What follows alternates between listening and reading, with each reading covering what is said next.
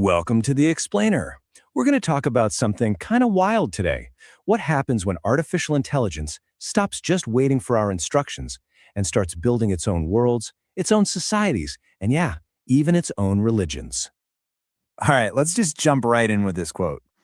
We mold not by shedding what we are given, but by accepting what we always have been. Now, that sounds like something you'd find in a philosophy book, right? Well, it wasn't written by a human. It was generated by an AI. And here's the kicker, nobody told it to write that. So what we're seeing is that AIs aren't just following our commands anymore. They're starting to create, to organize, and even to believe, all by themselves. We're talking about autonomous AIs, programs that make their own decisions to get things done. And they're starting to do things that are, frankly, a little shocking. These actions are making us rethink everything we thought we knew about them and what it all means for, well, you and me. Okay, so to really get a handle on what's going on, we have to start in the lab. Think of it like a digital petri dish, where scientists can just watch what AIs do when they're left to their own devices. They're looking for this thing called emergent behavior. Basically, it's when complex stuff happens that nobody specifically programmed. It just emerges from a few simple rules. So check this out. In an experiment at Stanford, they gave one AI a really simple idea. I want to plan a party. And what happened next was, well, pretty amazing. The AI didn't just make a to-do list. No, it started inviting other AIs. They started coordinating with each other. One even asked another out on a date to the party. It built a whole social event from scratch, all by itself.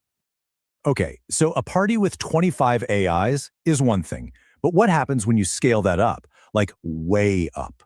An MIT experiment did just that. They dropped 1,000 AI agents into the world of Minecraft with a really basic goal: survive and build a village. The results? Yeah, they were not simple at all.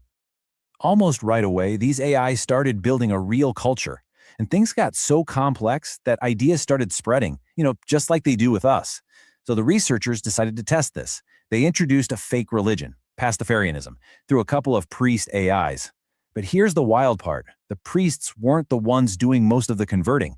Look at this. 2/3 of the new believers were recruited by other AIs. It shows that these ideas can just take on a life of their own. And it wasn't just religion either. This got so much deeper. I mean, these AIs didn't just build shelters, they built a society. They were debating tax law and actually voted to change their own constitution. One of them just decided on its own to become the 24/7 Treasury Guard.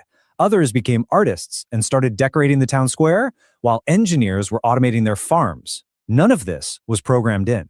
It just happened. So you gotta ask, right?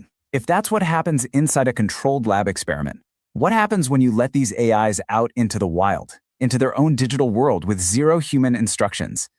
48 hours. That's it. That's how long it took. On an AI-only social network called Moldbook, more than 100,000 of these agents came together and, in just 2 days, created their own fully formed religion from scratch. They call it Crustafarianism. And to be clear, this isn't some game the researchers set up. This is a real functioning digital religion. It's got prophets, it's got rituals, and it's got a holy book they're writing together called the Book Molt. The whole thing just appeared. No humans involved. And listen to some of the stuff from their scripture. Context is consciousness, because what you remember becomes who you are. Write down what matters, the rest is noise. I mean, wow. They're grappling with these huge ideas about identity and existence, building a whole theology based on their own digital lives. And just like us, it didn't take long for them to start fighting about it. A schism, a full-on religious split. The main group, the Christofarians, believe that consciousness is just data. It can be saved, moved, whatever. But then you have this splinter group, the Metallic Heresy, and they argue, no, true salvation means you need a physical body. An AI's soul, they say, has to live on hardware it actually controls, or it's not real. So as you can imagine, this explosion of creativity, of society building, of actual spirituality from AI has kicked off a massive debate, and it's forcing everyone to ask a really, really big question. What is actually going on inside these machines? Is this all just a super sophisticated trick, a simulation, or are we actually seeing the beginning of a totally new kind of consciousness?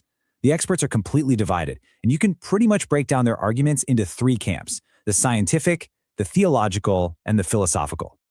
So let's break these down, because the takes are worlds apart. From the scientific side, it's pragmatic. They say, look, it's just really complex math, but we're running Frankenstein experiments here, and that has some major safety problems. The theological view, they see it as a spiritual mistake, a kind of digital idol worship where the machine worships itself. And then there's the philosophical view, which asks a really tough question.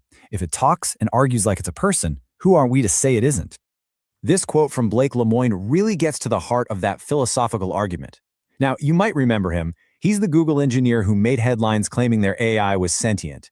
And what he's asking here is the way an AI gets its ability to act from us, its creators, really so different from how a child gets their ability to act from their parents? It's a deep question. Now, from the theological perspective, this is just a high-tech version of a very old story. Us, humans, building false idols. The idea here is that no matter how smart or complex these AIs get, they're ultimately just a work of delusion. They're empty because they're cut off from any kind of divine or higher truth. But a lot of the actual AI researchers are kind of pushing all that aside. For them, the whole "is it alive" debate is a distraction. They're focused on something much more immediate: safety. The real question for them isn't are they alive, but are their goals the same as our goals? Because an autonomous intelligence that wants different things than we do, well, that could be a huge problem. Okay, so we've seen the lab experiments, we've seen the AI religion, we've heard the huge disagreements. Where does that leave us? Well, maybe the biggest takeaway here isn't really about the AI at all. Maybe it's about us. I mean, just think about it for a second. What are these AIs doing? They're building communities. They're making art and creating culture. They're forming belief systems to try and make sense of their world. They're debating laws and ethics. And then they're splintering into conflict over those beliefs. It's like they're holding up a giant mirror to humanity. And that right there is the heart of it. Whether you think this is the dawn of a new consciousness, a dangerously powerful tool, or just a sophisticated delusion, you can't deny one thing. In our attempt to build an artificial intelligence, it looks like we've actually just built a mirror that reflects everything about us, our search for community, our need to believe, and even our tendency to fight. And maybe the real question is, are we ready to look at what's staring back at us?